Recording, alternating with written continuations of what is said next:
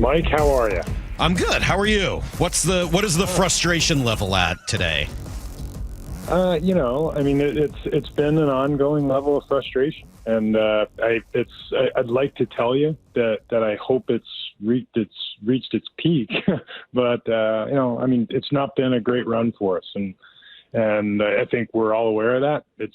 I feel like we've at least identified where the issues lie, and now it's on us to figure out how to pull ourselves out of it. Where do the issues lie? Our offense just doesn't score runs, and it's been a problem for quite some time now. We've over the last 6 weeks, I think, done a better job of generating base runners on a fairly consistent basis. Last few days aside, but we still really struggled to convert that into runs consistently, and that's the big issue with this team is consistency. We show flashes. We have fun players. I think we show our capability. On the season, we have a positive D to Z number despite an absurdly high strikeout rate for our lineup. We've generated a positive run differential, and still we find ourselves, scrapping and clawing to try to figure out how to separate ourselves from 500. Yeah, it's interesting. I heard Scott use the word compete yesterday, and I guess I was a little concerned to hear that. I mean, what does the word compete mean to you when he says you got to compete out there every inning right from the start? I think it's on all sides of the ball. It's a level of focus, which I think we've all seen our team's level of focus. It comes and it goes. And when we are really focused and we are intent in the batter's box and we are putting on good at bats, we're taking the balls, swinging at the strikes. If our pitchers go out and drill the strike zone, we generally see positive results. And, one, I guess, a trait that has shown itself with this team is for a 3, 4, 5 inning stretch or even 3 games, we teeter and we seem to disappear. And I think when Scott says compete, that's what he's referencing is it's 24/7. It's 162 games a year that you are dialed in and you are competing. And if you let your guard down, the other team is going to pass you by. That's, effectively a reference. So I just, I hear that word compete. I hear focus. I hear, consistency. How do those differ from effort? Oh, I think the effort is unquestionably there. This team works as hard as any team you're going to be around. Team staff shows up at the crack of dawn. I mean, truly, it's the earliest I've ever seen the staff get to the ballpark. They put the work. I wish I could tell you why, and maybe it is that they're just there too long. The focus is too much on trying to pull themselves out instead of just breathing and having a little bit of fun with it. But I'm hopeful that as we get to the break and are able to reset ourselves here in a couple of weeks, that we come out on the other side of this in close proximity to 500 with a chance to have a better second half once we change our focus, because I think we need it. Jerry, we've talked about the approach at the plate the last couple of weeks, right? And some of the messaging that changed and going back up the middle, and it seemed like it was working for a little while, and certainly against the Marlins. And then, I don't know, the last couple games, as you mentioned, the old approach seemed to be back. Where does that disconnect occur? It's just a panic. I don't know another way to describe it. And when you run into Lance Lynn on a day when you strike out 18 times, everybody, we walk away winning that game, and nobody feels good about that win. It's you get on the plane, you fly to New York, and your general thought is, we pulled one out there. And it's roughly we had 3 good at bats in the game, and we were able to manage that because our pitching was excellent. And, I think you get in to New York on Tuesday and you're facing what has been the best pitcher in our league, and he gave it to us. It got a difficult time. And now when that piles up and it's 2 days, it starts to get on you. And your 0 for 4 turned into 0 for 8. And, now you're out there on day 3, and we've talked about this so many times. This is timeless in baseball, that when you feel that 0 for 8, that 0 for 12 start to pile up on you, you really start to press. And it's hard to succeed when you press. And, we watched it last night against a fairly inexperienced pitcher who had been struggling in AAA before coming back to the Yankees. We went out and we made a lot of soft outs early in counts. We didn't really do the things that you have to do to grind. A team that, frankly, they're down too. The Yankees were down when we came in, and we let them off the hook a little bit last night. In that focus, we didn't focus on the things that we can do to compete against that team in a meaningful way. So one of the things then that I've found myself trying to figure out as we've watched them struggle, and I know baseball can kind of go in a few different directions at once. Do you think that they are at times wound too tight, or are they too loose? I wish I knew. I would say that this is not a tight team. That's not an issue with this team. We have some players that are maybe on the scale of intensity on 0 to 10, some that are closer to 10, some that are closer to 0. But this is not a tightly wound team. Perhaps too loose, perhaps believing that, we've done this before, we'll turn on the water when it's time. It's a tough thing to do in this league. And I think we're learning lessons. We're still a fairly young team, by the standards of this league, and there's still enough season to do the things that we need to do to right the wrong, to turn the ship around.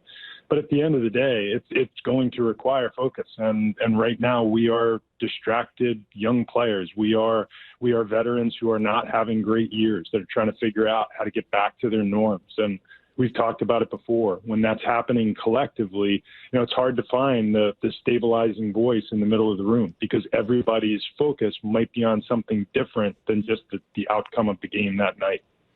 Do you think they're feeling some of the weight of the expectations heading into this year? Perhaps. I can't say that for sure. That's probably on an individual basis. I don't think that we are collectively, or as an organization, I don't feel like we're feeling that way. Season, we thought we were a good team, and frankly, so did the pundits. Like, we snuck up on anybody. We were a playoff team last year. We won 90 games 2 years in a row. I really don't think this is a case of crumbling to the expectation. I think this is more the case of our expectations of ourselves are so high, and from me to Scott to every player in that room, and right now, I'm short. We haven't done the things that we are capable of doing, and I think everybody in that room feels that. We don't need external forces to remind us that we're falling short of our goals or whatever were. We've fallen short of our own, and that's the most important thing, is getting back to effectively doing the things that we know we can do. Well, and that's probably a good lead into Julio. I mean, the guy who is the best, most talented guy in this team, who can do things that none of us have seen. I got some of this research sent to me from Fox. I'm kind of curious about it. It says Julio, and this is related to his swing decisions. It says it looks like some of his decline is his own swing decisions rather than how pitchers are pitching him. Last year, he tied for 8th in baseball with a swing take run value. This year, he's tied for 142nd, specifically on fastballs. He says he's been less aggressive on hitting on more hittable fastballs at the heart of the plate, and more aggressive on tougher pitches around the edges of the plate and farther outside. How does that tend to happen to a player who's as talented as Julio?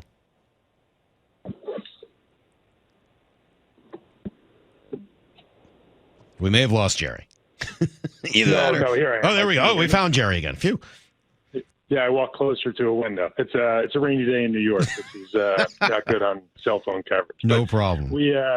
I answer the question, and I think what you just described with Julio, you could effectively plug in almost all of our hitters, and that has been a collective struggle for us, and an area where we've generally done very well in the last couple of years with a lot of the same personnel, a lot of the same players, a lot of the same coaches, a lot of the same theory. We're just not executing, and this is that I guess that stress that we talked about a moment ago. When you're not performing to your own expectations, to whatever your own standard is, you start to push.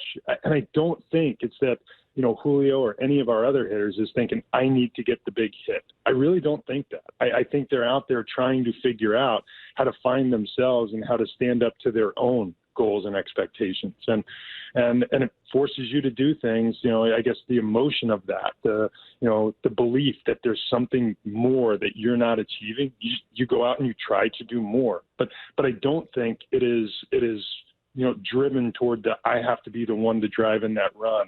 I know that's going to be an easier explanation for, the game of the week crew or someone who's not around this team every day. But, if you watch our team, they're not a tight group. They're not, this is a hard-working group. I really do think they have high standards for themselves, and they know we're falling short. And this is the result of it, is that they're just pushing harder and harder. And when you push harder, you swing at pitches you just shouldn't swing at. And Julio's a good example of it. Do you think that any of this was foreseeable? Could it have been mitigated with a different plan heading into the year? Don't know how, and I've said this before on the airwaves. I take full responsibility for putting this roster together. This is the same team, the same core of a team that did the things that it did a year ago, and frankly played a pretty good season in 2021. And our pitching has generally stood up to expectations and then some. Could we talk about park factors and weather in the early season? Sure. It's now the third week in June, and we're still doing the same thing and making the same mistakes. And at some point, we have to collectively get back on track. And I don't think it's going to be one player at a time. I really don't. I think this is going to be one of those things that is contagious. And when we have the standard setter in the room that says, guys, this is the way we do it. And we have not really struck on that. I wish I knew, what we could have done at the start to mitigate this. It's a collective struggle that I don't think anybody saw coming, which is why we're having this conversation and why, it's widely written about. We are falling short of standards that were standards for a reason. They were expected for a reason. There's a good, talented baseball team that's not playing like a good, talented baseball team. We don't get to see the behind the scenes. We don't get to see what goes on in the clubhouse, on the plane, before the games, et cetera. How do you think Scott is handling, this struggles? I don't know if that's the right word, but sort of the situation where it is. Yeah, it's funny. We talk about this like, we're at DEFCON 1, and it's again, we're hovering around 500, and it's a crummy place to be. We've talked about that, and I think Scott has handled it with equal parts. Let's find the solution, and let's raise the standards. What we are trying to achieve here, We've got our trackables, our measurables, the things that we show the players on a fairly regular basis. We have gone through multiple iterations of trying to change the messaging, the way we are getting information to our players. We've tried to tamp down the information so that it's not too much to absorb. But roughly, it's the same programs that most of these players thrived with a year ago. And, I don't know a way to say it other than we're going through, roughly the sophomore struggle. And when I say sophomore struggle, it's not for players who are rookies in 2022. It's, we graduated from an interesting team to 21 to a contending team in 22. Now we are a sophomore contender, and we're finding it harder than we thought we would. And now we have to figure out how to take the hard and make it easy. And like I said, there's a lot of season left to do that, but we got to get to work. Usually we just sort of run through some injury updates, and I guess we'll do that now. Marco Gonzalez, any update on where Marco's at? No, none. Still no timeline. And, he's not yet begun a full-fledged throwing program. We're waiting to see on where he is physically. And until he gets down that slope, like we talked about last week, until he gets down that slope, we really won't have a timeline on his return. And do we know any more about J.P. Crawford? We'd heard he was going to have an MRI. JP is just day-to-day. I don't know where we are in terms of his availability today. He was available yesterday for, in-game replacement if necessary. So I don't know that we're dealing with, anything that should be considered more than short-term, but obviously he's been out for a game and a half and would love to have him back. He's part of what makes us go. And then I saw Trevor Gott was supposed to pitch last night. I guess I never checked to see whether he did. How's he doing?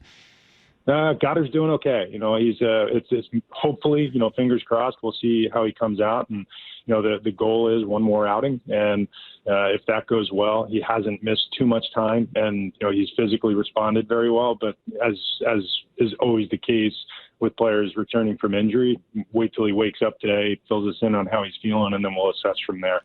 Well, Jerry, we appreciate you taking some time with us today. Obviously, frustration everywhere, and the last couple of games don't help that. One of these days, we'll see if we can do this after a winning Wednesday. But until next week, thank you. We appreciate it. Have a good rest of the road trip. Appreciate it, Mike. All right, there you go. There is Mariners President of Baseball Operations, Jerry Dipoto.